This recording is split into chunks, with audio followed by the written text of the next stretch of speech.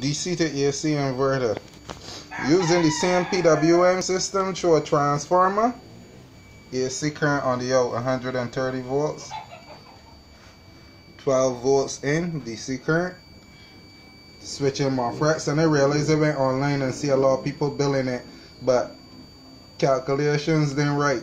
Then using oscillators, them using the PWM system oscillators, some using 2 frets as an oscillator on each side and switching, and that dangerous because then got a lot of phantom voltage on it that could peak and no control over it, and it peaking into 500 and 600 volts, and that could be dangerous, and they ain't got no steady out.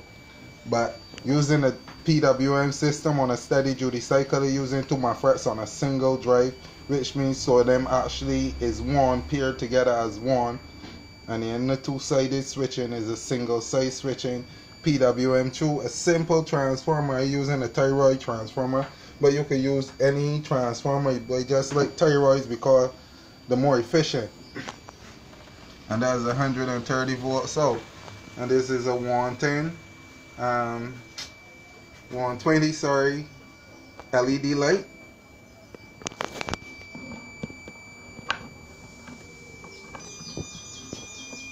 And light on,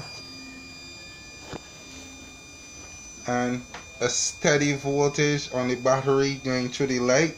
And the problem that people does have, yeah, you hear it sound is PWM, so you can hear a noise as the downfall. You could use a flyback diode, and they did build with a flyback diode, but it didn't get good power, so they gotta look and see if the shock even working or something. But using CFF lights, let me just plug this out here. Nice. Using CFF, and you see it going back to a steady battery steady.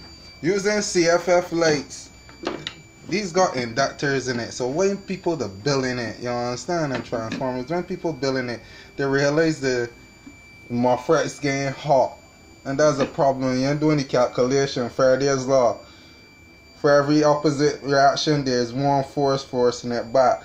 So when this charging, this can draw up on the battery, and the battery can start to fall real fast, and it can cause a lot of trouble. For instance, I got one here. It can still work,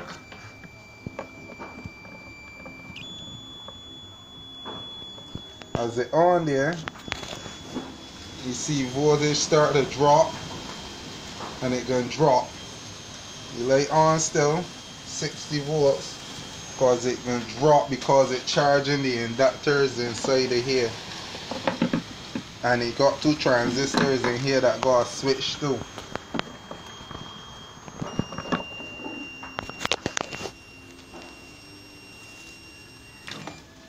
And that's it.